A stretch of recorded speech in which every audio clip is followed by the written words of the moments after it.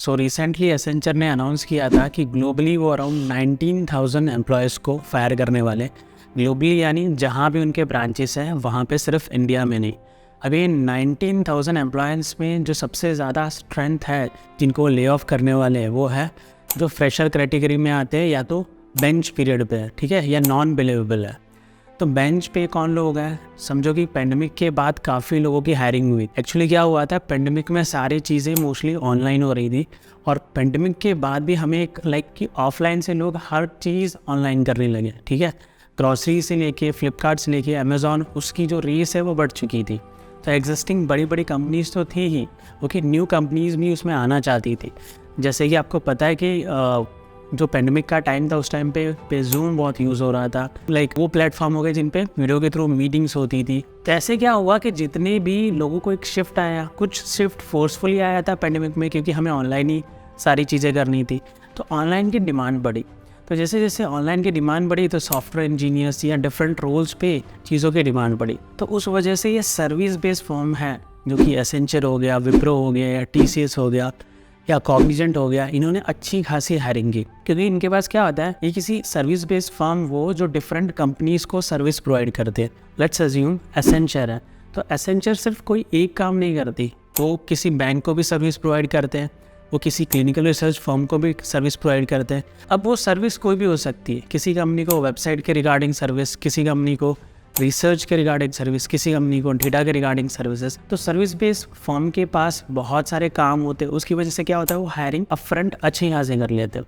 तो उन्होंने हायरिंग तो कर ली अच्छी खासी। अब इसमें जो लोगों की हायरिंग हुई तो उसमें 2-3 कैटेगरी के लोग थे। कुछ लोगों ने as a fresher fake experience लगा के उस हायरिंग में अपना काम कर लिया था। कंपनी के या लोअर लेवल पे कुछ स्टाफ भी उसमें शामिल थे, तो उस वजह से हायरिंग हो गई थी। कुछ लोगों की हायरिंग मोस्टली जो सर्विस बेस्ड या ऐसी बेस्ड में हायरिंग होती है ना, एप्टीट्यूड, रीजनिंग, ऐसे राउंड्स करके, और टेक्नोलॉजी, समझो कि कोई जावा या कोई भी टेक्नोलॉजी है, उसका एकदम बेसिक सा नॉलेज लेके आपको हायरिंग कर लेते थे। तो जब ऐसे बेसिक से नॉलेज पे एप्टीट्यूड, रीजनिंग करके थोड़ा बहुत आपका लॉजिक चेक किया गया और हायरिंग कर ली गई, तो इसमें बहुत सारी हायरिंग हुई। बिकॉज उनके पास रिक्वायरमेंट है, उन्हें वैसे भी स्ट्रेंथ भी शो करनी थी प्रोजेक्ट के लिए। अगर आपके पास ऑलरेडी स्ट्रेंथ है तो क्लाइंट से प्रोजेक्ट लेना कंपनीज के लिए थोड़ा ईजी हो जाता है। और देखो, आपने पिछले 5 साल से लेट सपोज ग्रो किया है, ठीक है, तो आप कभी भी ऐसा नहीं सोचते हो कि अगले 10 साल या 5 साल में लॉस में जाने वाला। नो डाउट, अगर ऐसा सिनेरियो आ भी जाता है कि अगले साल लॉस भी होगा, तो भी हम सोचते हैं कि हम प्रॉफिट ही करेंगे, अच्छा ही करेंगे अपने लाइफ में भी। कंपनीज भी ऐसा सोचती हैं कि हमेशा हम आगे ही बढ़ेंगे, तो सारे एम्प्लॉयर्स को हाइक देती है, रेज देती है। तो उस केस में क्या हुआ, पेंडेमिक के बाद डिमांड बढ़ी, कंपनीज ने काफ़ी अच्छा हायरिंग किया और चीज़ें बहुत अच्छी चल रही थी। ऑनलाइन जो सर्विसेज है वो बूम पे चल रही थी, नो डाउट अभी भी चल रही है। तो कंपनीज ने अच्छी खासी हायरिंग की, और ख़ास करके सर्विस बेस्ड फर्म ने, बड़ी firms like Amazon, Google, Facebook, Meta हो गया है जो, उन्होंने भी अच्छी खासी हायरिंग की। अब हायरिंग तो सबने अच्छी खासी कर ली। Let's talk about Accenture. उसके बाद क्या हुआ, क्योंकि वो कैंडिडेट उठाए थे कंपनीज ने, एसेंचर की बात करें तो बेसिक नॉलेज स्किल पे, हम फ्रेशर की यहाँ पे बात कर रहे हैं, तो कुछ एप्टीट्यूड टेस्ट ले लिया, या कुछ लोगों ने कुछ फेक एक्सपीरियंस थोड़ा बहुत इन्वॉल्व करके, ऐसे करके काफ़ी लोगों की एंट्री हो गई। अब क्योंकि पहली एक चीज़ की जो कैंडिडेट था उसके पास एक प्रॉपर नॉलेज भी नहीं था, तो कंपनीज क्या होती है ऐसे केस में जिनको बेसिक नॉलेज पे हायर करती है ना एज अ फ्रेशर, तो क्या करती है कि क्योंकि सर्विस बेस्ड कंपनीज के पास काफ़ी सारे प्रोजेक्ट होते हैं।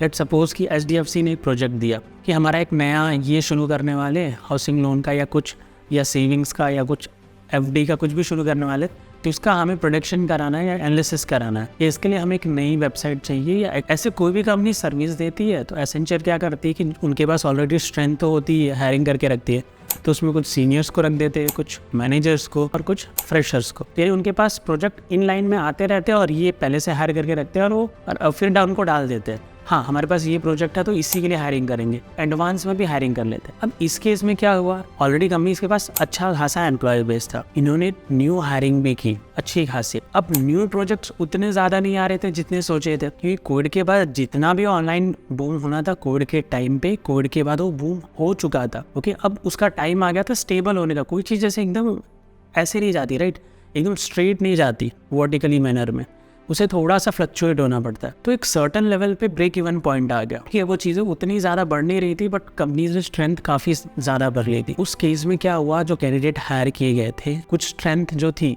कुछ बंदे जिनको हायर किया गया था वो बेंच पीरियड पे भी थे। बेंच पीरियड यानी उनको प्रोजेक्ट पे एलोकेट नहीं किया गया।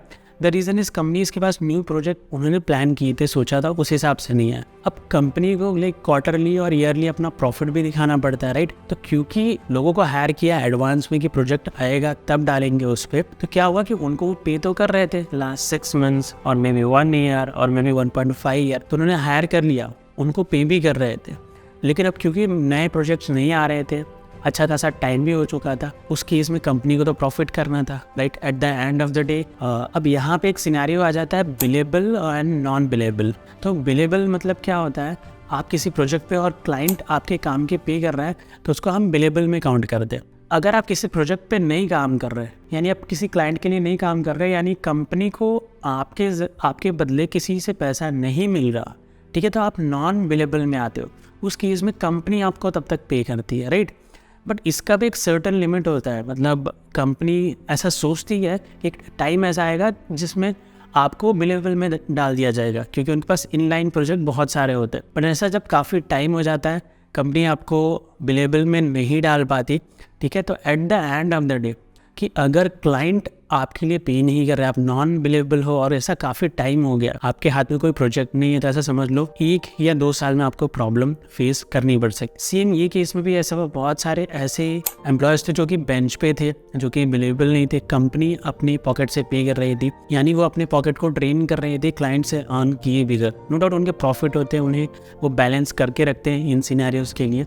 But at the end of the day company ने डिसाइड किया कि हम अगेन 19,000 एम्प्लॉयज़ ग्लोबली, वर्ल्ड में, पूरे वर्ल्ड में जहाँ भी उनके ब्रांचेस हैं, जो उनके स्ट्रेंथ है मे बी उसका 1 या 2% ही होगा उनके टोटल स्ट्रेंथ का, तो 19,000 एम्प्लॉयज़ को उन्होंने डिसाइड किया कि हम फायर करेंगे ताकि वो अपने रेवेन्यू को, अपने मार्जिन को मेंटेन रख सके। अब क्या ये सही है, क्या ये गलत है? तो गाइस, इसे सही या गलत मान के हम कोई जजमेंट पे नहीं आ सकते, बट इससे हमें क्या सीखने मिलता है? पहली चीज़ कि हमें ये पता होना चाहिए कि बेंच पीरियड पे मतलब रहना बहुत अच्छी चीज़ नहीं है। सेकेंड चीज़, जब आप आईटी इंडस्ट्री में एंटर होते हो या किसी भी इंडस्ट्री में एंटर होते हो तो आपको ये चीज़ ध्यान में रखनी है कि हम जिस प्रोफाइल पे एंटर हो रहे हो वो प्रोफाइल क्या है, रोल क्या है। लेट्स सपोज कि बहुत सारे ऐसे रोल होते हैं जिसमें काफ़ी इफेक्टिव काम होता है, या पहले से ही आप प्री डिसाइड होते हो, रोड मैप पूरा क्लियर रहता है आपको क्या करना है। उस केस में क्या था, आपके पास कोई बेसिक नॉलेज थी, कंपनी ने एप्टीट्यूड रीजनिंग करके आपको हायर कर लिया। अब कंपनी ने सोचा जो प्रोजेक्ट आएगा डाल देंगे। लेट्स सपोज मैंने भी बहुत सारे लोगों को एक सॉफ्टवेयर पे ट्रेन किया, सैस, ठीक है। सैस में क्या होता है, मोस्टली क्लिनिकल, बैंकिंग या इंश्योरेंस फॉर्म में डायरेक्टली प्रोडक्ट बेस में या सर्विस बेस में आप काम करते हो। कंपनी को जब आप पूरा सीखते हो, जैसे बेस, एडवांस, क्लिनिकल प्रोजेक्ट, आपने सारी चीजें सीखी है, तो कंपनी को क्लियर रहता है कि आपको किन किन चीजों पे काम करना है, कंपनी ने आपको किस लिए हायर किया है, वो पहले ही क्लियर रहता है। लेकिन सिर्फ बेसिक नॉलेज से हायर होते हो ना एप्टीट्यूड और रीजनिंग के बेस पे, तो आपको काम एप्टीट्यूड और रीजनिंग पे तो करना नहीं है।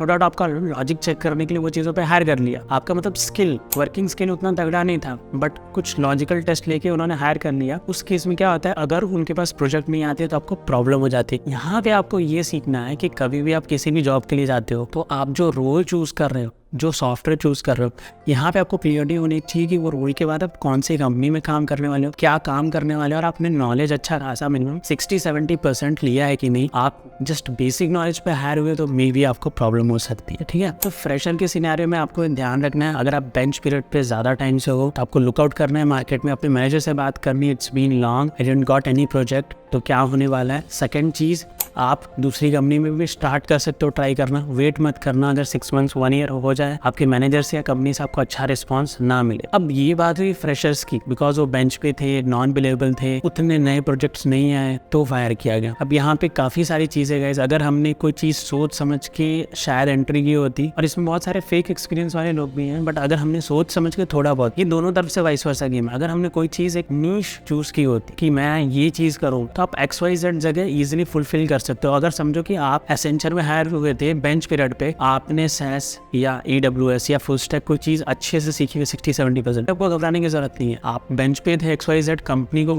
रेवेन्यू नहीं हुआ या लॉस हुआ तो कंपनी ने निकाला, कोई दिक्कत नहीं, बट आपके पास नॉलेज अच्छा खासा, तो जब आपके पास नॉलेज अच्छा खासा है ना, तो आप इजीली नेक्स्ट कंपनी में अप्लाई करके इस चीज़ को हैंडल कर सकते हो। यानी थोड़े टाइम में ज़्यादा 3-4 महीने आपकी चीज़ें वापस डी हो जाएंगी। नाउ कमिंग टू, कंपनी ने काफ़ी मैनेजमेंट रोल्स पे भी फायर किया है इसी 19,000 में, जो बड़े रोल्स थे। अब यहाँ पे हम एग्जांपल ले लेंगे, गूगल, अमेजॉन, फेसबुक, इन बड़ी कंपनीज ने भी फायर किया, और अभी एसेंचर भी मैनेजमेंट लेवल प्रोफाइल या सीनियर लेवल प्रोफाइल पे फायरिंग कर रही है, इसमें जो 19,000 में इंक्लूड है। तो लेट्स सपोज कि अब ये बात हो गई कि फ्रेशर की फायरिंग हुई, वो बेंच पे थे, नॉन बिलेबल थे, ठीक है। आशा करते हैं ये चीज़ आपको समझ में आई। बेंच और नॉन बिलेबल, बेंच यानी वो चीज़ होती है आप किसी प्रोजेक्ट पे एलोकेट नहीं हुए हो तो आप बेंच पे हो, ओके, ट्रेनिंग चल रही है या बस ऐसे ही चल रही है चीज़ें, कंपनी के पेरोल पे हो आप क्लाइंट के पेरोल पे नहीं हो। नाउ कमिंग टू कि सीनियर या मैनेजमेंट लेवल पे फायरिंग होना, यानी 10, 20, 30 साल, जैसे गूगल पे आपने सुना किसी बंदे ने 30 साल या 40 साल या 20 साल काम हुआ उसके बाद फायरिंग हुई, और इसमें एसेंचर का भी एग्जांपल लेते हैं जो सीनियर या मैनेजमेंट लेवल पे फायरिंग हुई। प्लीज़ यहाँ पे सिनेरियो क्या होता है कि समझो कंपनी किसी प्रोजेक्ट पे काम कर रही थी एंड क्योंकि 10-20 साल हो चुके हैं, अब वो चीज़ में कंपनी ने इतनी एक्सपर्टीज़ कर ली, ये चीज़ को ध्यान से सुनना, कि वो चीज़ ऑटोमेट हो चुकी है। अब क्या हुआ कि 10-20 साल हो गए, यानी 10-20 साल होने के बाद वो एक अच्छी आईटी फर्म में या सॉफ्टवेयर फर्म में या एक अच्छे रोल पे सैलरी आपकी 5 साल में हो जाती है, यानी आपकी सैलरीज इतनी हाई होती है। तो लेट्स सपोज आप में किसी अच्छे रोल पे हो, मैनेजमेंट रोल पे, आपको 10, 15, 20 साल हो गए, यानी आपकी सैलरी बहुत ही ज़्यादा हाई होगी, बहुत ही ज़्यादा। और उस केस में अगर आपका काम ऑटोमेट होता है, अब क्योंकि 10, 15, 20 साल हो गए, आपके काम भी ऑटोमेट हो रहे हैं और आपने 10, 15 या 20 सालों में अपने आप को थोड़ा भी अपग्रेड करने का ट्राई नहीं किया या सोचा नहीं आउट ऑफ द बॉक्स की चीज़ें क्या चल रही हैं, क्या चीज़ें हो सकती हैं, ठीक है। और मैं जिस प्रोजेक्ट पे काम कर रहा हूँ, मैं जिस चीज़ को हैंडल कर रहा हूँ, ठीक है, मैं समझो डेटा एनालिसिस डिपार्टमेंट हैंडल कर रहा हूँ, तो उसमें क्या चाहिए, कभी आपने ये चीज़ सोचा नहीं कि उसमें आगे जाके क्या चीज़ें हो सकती हैं, और अचानक से वो चीज़ें ऑटोमेट होना शुरू हुई। अब क्योंकि ऑटोमेट होना शुरू हुई तो उन चीज़ों में क्या हुआ, वर्कफोर्स की ज़रूरत कम पड़ने लगी। सेकंड चीज़, उन चीज़ों में अभी तक कंपनी ने काफ़ी अच्छा खासा टाइम स्पेंड किया। लेट सपोज ये मेटावर्स का बहुत बूम चल रहा था, बहुत कंपनी ने, मेटा ने खुद, फेसबुक ने खुद काफ़ी इन्वेस्ट किया था मेटा में, अभी काफ़ी सारे वो रिलेटेड रोल वो फायर भी कर रहे हैं। तो कंपनी ने सोचा था इस चीज़ में काफ़ी अच्छा होगा, सीनियर बहुत सारे लोग हायर किए, बहुत सारी टीम हायर की, बट उस चीज़ में उतना ग्रोथ नहीं आ रहा।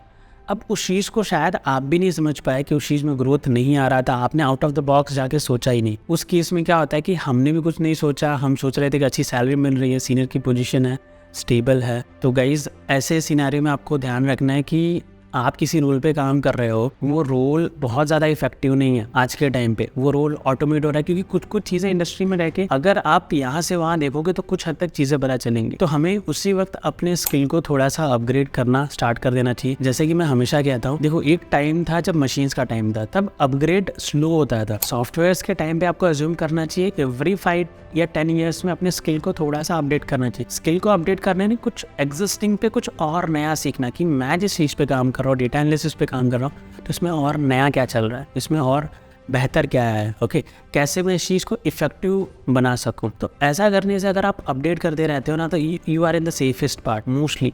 लेकिन आपको 10, 20, 30 साल हो गए जस्ट बिकॉज आपका रोल एक टाइम पे बहुत ज़्यादा इफेक्टिव था, आज 30 साल हो चुके, अब वो शायद रोल बहुत ज़्यादा इफेक्टिव नहीं रहा और हमने 30 सालों में कुछ अपडेट नहीं किया।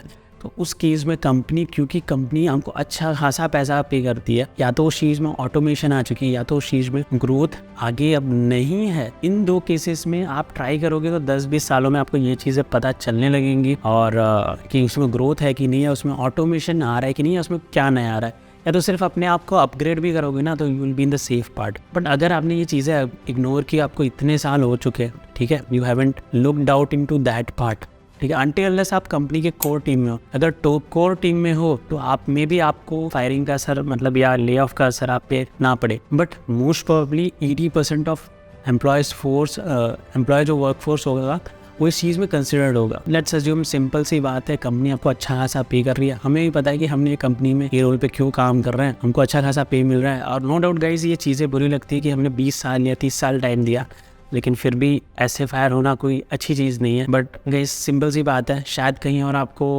5 साल में जो सैलरी मिल रही थी, यहाँ पे आपको 1 साल में मिल रही है।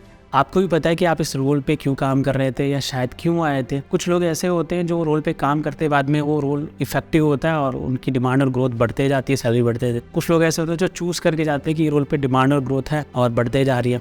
और हमें एक और चीज़ सोचनी है गाइस कि हमने इस चीज़ को 20-30 साल दिए ना। अगर आप फायर हुए एसेंचर है किसी कंपनी से, तो आपको ऐसा नहीं फील करना है कि मतलब मैं 10 साल बाद फायर हो गया, 20 साल फायर हो गया तो लाइक चीज़ें वहाँ रुक गई। मैं ऐसा मानता हूँ कि जिसने भी 10 साल या 20 साल काम किया है ना, आप मार्केट में हमेशा वर्थ करोगे, आपकी वैल्यू अच्छी खासी रहेगी। बट जस्ट बिकॉज हमने आसपास नहीं देखा और कंपनी और रेगुलर इन चीज़ों का एनालिसिस करती रहती है, क्या ग्रोथ चल रहा है, आपका इंपॉर्टेंस कितना है, कंपनी ने उस चीज़ पे डिसाइड किया कि फायर करेंगे। और गाइज एक चीज़ हमेशा ध्यान में रखना, लाइफ में अपग्रेड होना बहुत ज़रूरी है। लेट्स सपोज आपने 5 साल अपग्रेड नहीं किया आपको, दैट्स फाइन। 10 साल अपग्रेड नहीं किया, दैट्स फाइन।